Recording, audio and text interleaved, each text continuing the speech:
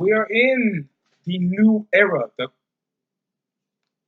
draft, if you want to call it that, have just concluded, and we have just came in to our first installment of post-draft SmackDown. Well,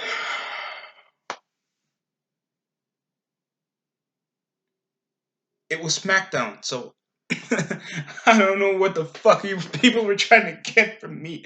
Oh god. Well, we had the main event was Daniel Bryan, Roman Reigns against Baron Corbin, Shinsuke Nakamura. Yet Nakamura and Roman Reigns opened up the night with the Intercontinental title defense. So something like that being concluded off a fucking DQ finish just for Corbin to intervene, just for the main event to happen, for Daniel Bryan to have some screen time.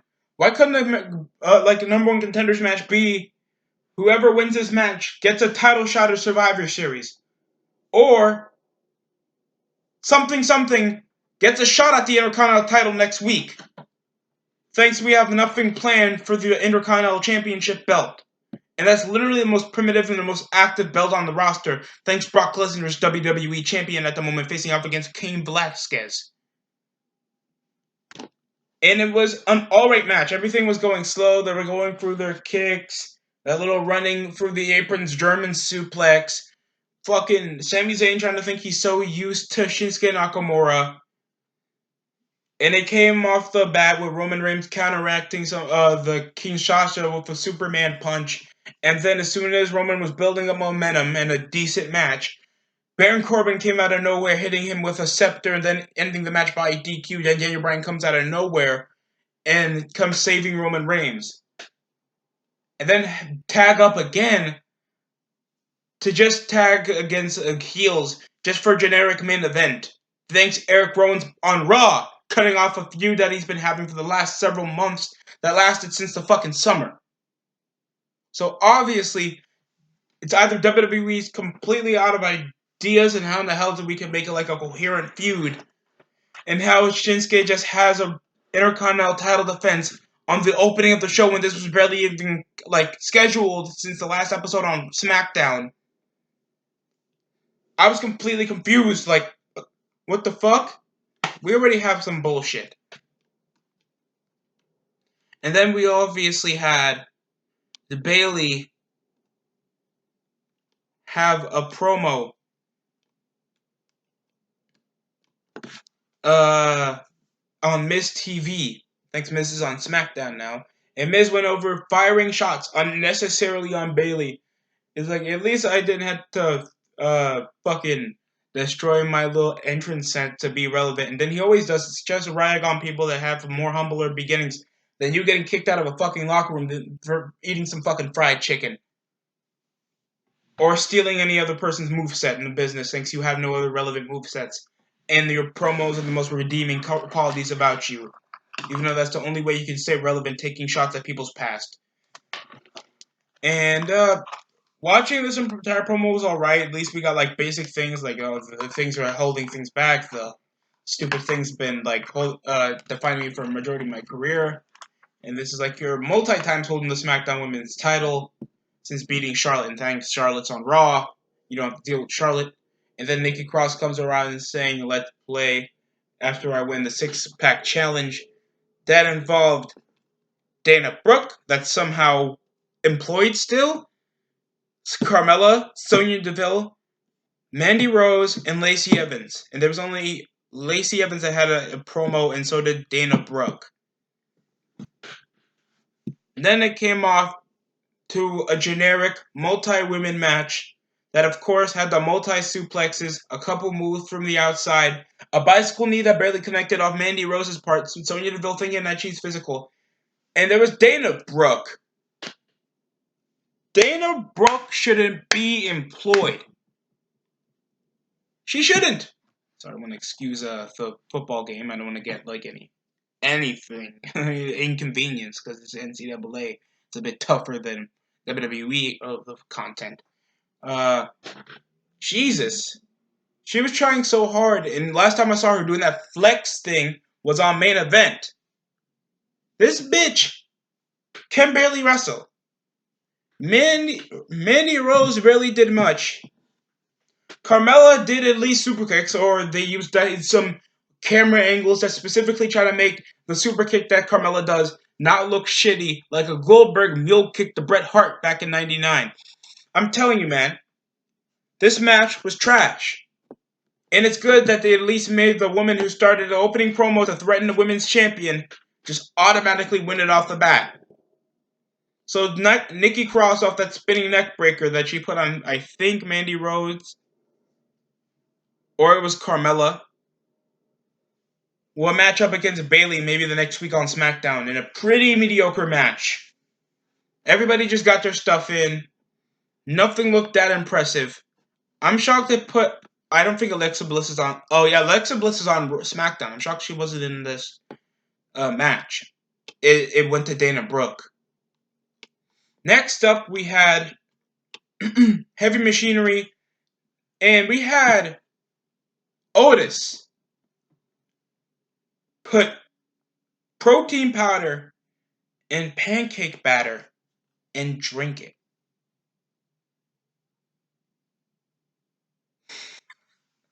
Now I don't know. I don't make pancakes that often at all. But I don't think that's still safe to consume. Putting cocoa mix in fucking cake batter is still not safe to consume, and so is chugging fucking pancake batter with protein powder. I thought that was the stupidest thing ever involved in the segment. And they also went with Tucker Knight referencing Kofi Kingston's world title loss. And Kofi took it like, oh, that was nothing. I held that belt. It's like the Intercontinental title in my U.S. title reigns. Yeah, that was nothing. Like, you're ever going to have a shot for that again.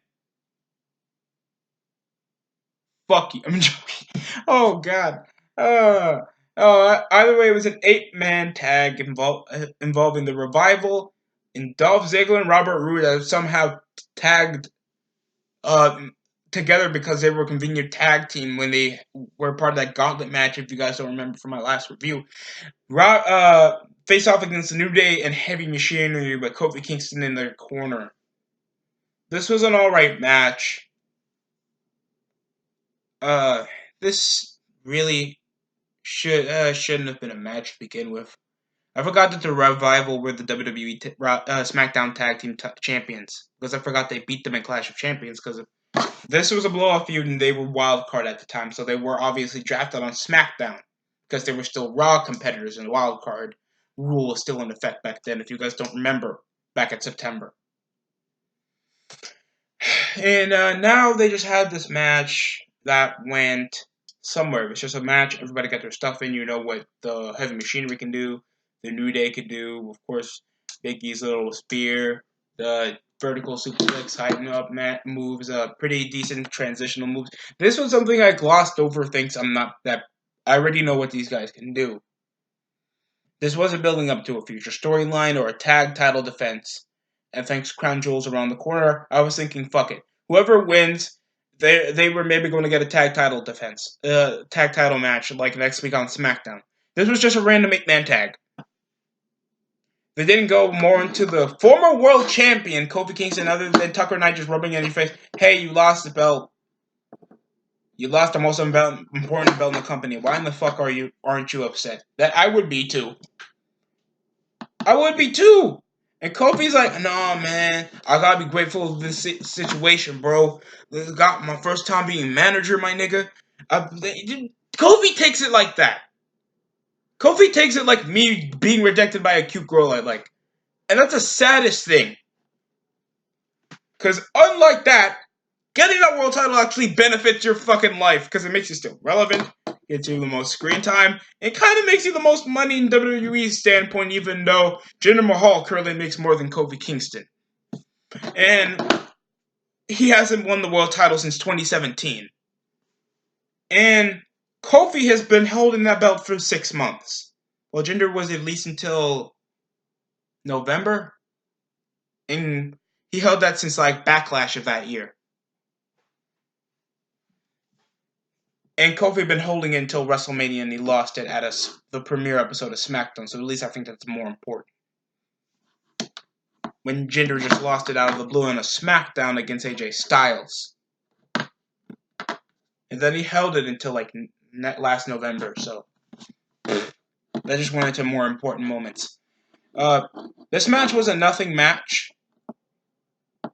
And I think they were also promoting a tag team turmoil match that's just a gauntlet match. It's just a tag team gauntlet match. Jesus Christ, what's wrong with people? And this went nowhere. It just went with the New Day picking up the victory for the 8-man tag, and that's about it. Then we had Shorty Gable have a squash match against Curtis Axel. The B team are in, because we sort of think we have a tag division where there's not even need for SmackDown and Raw tag team belts. And Shorty Gable just keeps it, and then later on, after a decent squash match, and he ends with a little transitional ankle lock against Curtis Axel, your former Intercontinental Champion, by the way.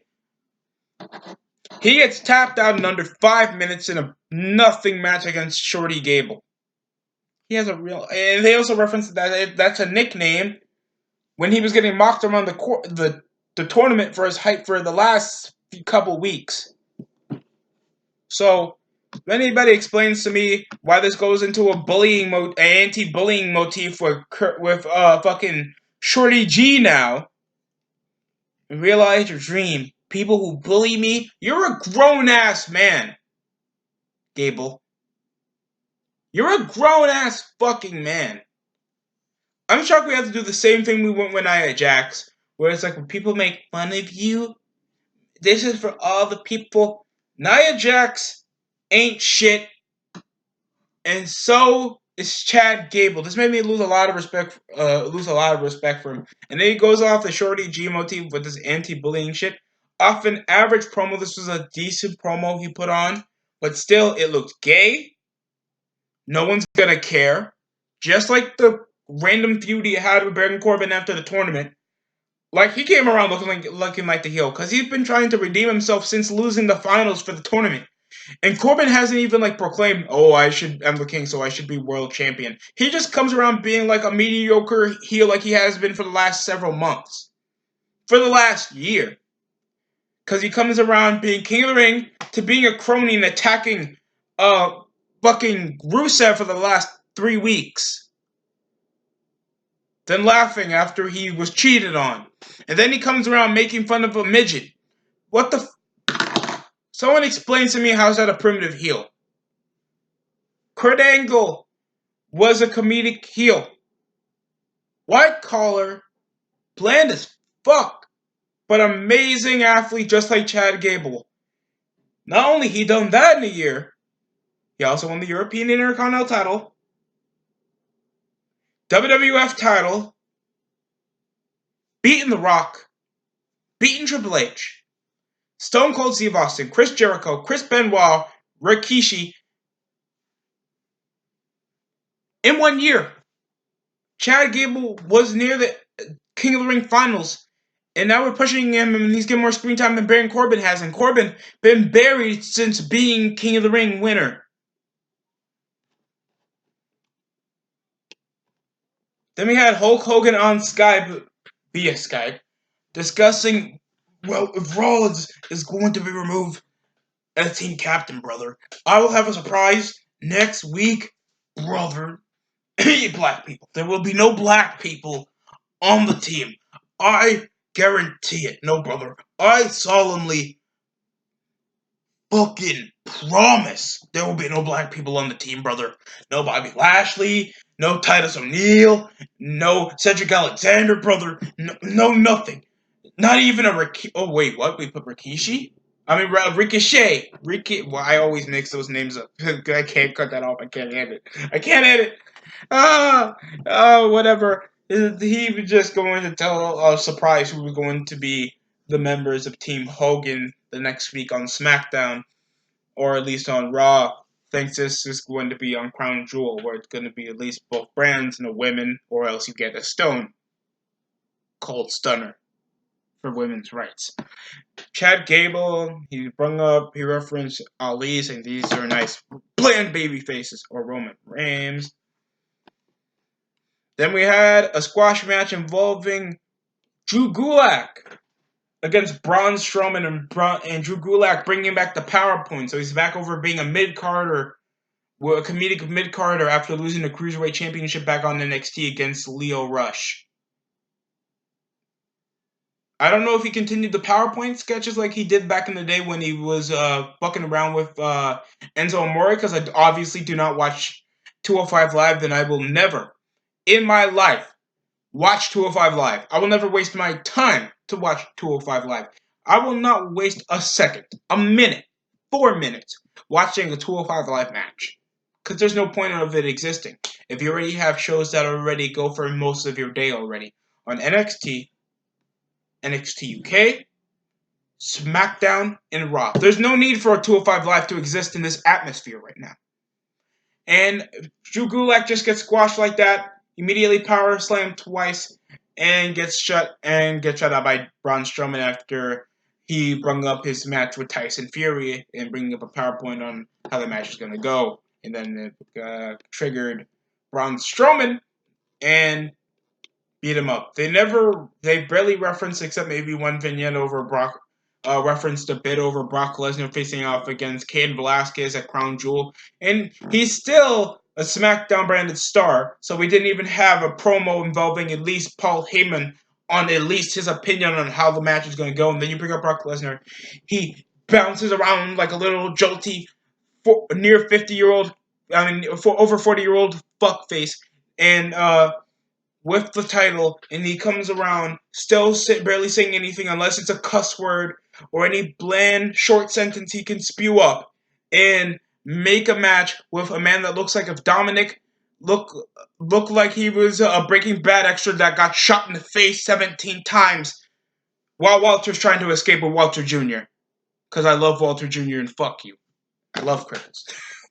Oh, we ended the match with Daniel Bryan. We ended the show with Daniel Bryan having a promo in the middle of the show over with Roman Reigns, and then they ended up in a tag team match later in the main event. And the show was shit. The match was boring. Hot tags aplenty. We had, of course, running knee, counter off the running knee, Kinshasa. We had, obviously, the German. There was no need for this match to exist.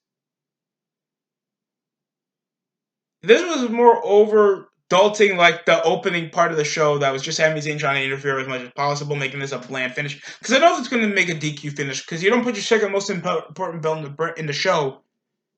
Open your show. Because you know it's going to be a fucky finish. Like, go home, like the post WrestleMania 31 Brock Lesnar versus Seth Rollins match. That ended up with Seth Rollins canceling the match, a rematch with Brock Lesnar after cashing in on him at the main event. You know they're not going to do anything like that. I'm not saying that Roman Reigns might not have a title shot in the future, but still, no one gives a shit, and you know they would be super predictable to make it end by DQ. The Bayley heel turn was interesting, and I didn't mind the match. It obviously ended up with a running knee to the face of Nakamura. Corbin was just there. They were going through a couple outside moves. They went for some steel steps. That's all I've seen. There was not that much interesting over the match because it wasn't proceeding any storytelling. Things were going to Crown Jewel, and we know it's either going to be top dudes canceling on the show like Undertaker did, or just a disappointment where we're going to hear some controversy or maybe some random citizen saying, I'm not a big fan of wrestling, get shot in the fucking face because he works there. Oh, God. This show was a mess. I felt like they should have done a lot more. The wrestling was alright. I felt like the storytelling was sort of there. Bayley looking like a transgendered Planet Sheen face ass scared the shit out of me. But the promo was alright, and it seems like a legit words that at least she turned heel. This episode was okay, I guess, because I know they're trying to build up later on for the show, for the Crown Jewel pay-per-view, and they're trying to build up for the Rollins and Bray Wyatt match. Thanks, Bray Wyatt's on SmackDown, and anything else, I don't really care. This does nothing for me. Nothing. The show gets at least a 4 out of 10 for at least piquing a bit of my interest. I did not mind the women's six-pack challenge match for number one contender shot. At least they went a further run the contender with Nikki Cross. Where the fuck is Alexa Bliss? What the fuck was that segment with the heavy machinery? Kofi Kingston's doing nothing. There was no Brock Lesnar. At least make him have a promo or something. Shorty G. Period. Hulkamania on Skype. The Braun Strowman facing off against a former cruiserweight champion and just ends up being a random squash. And the main event being just such a rushed hash of boring things that have no legit main eventers. Just proves how much WWE is such in a tight spot, even with or without the brand split. So that's just my take on SmackDown. Your take on SmackDown also account for much because it's not going to really change anybody's mind, but it's interesting to keep the conversation going. So comment whenever you love, whatever you hate. I don't care. You get your voice out there, that's enough for me. Subscribe, like, dislike, don't matter. Share, spread the word going on what's going on in WWE. Thank you for watching my video and enjoying the DST show.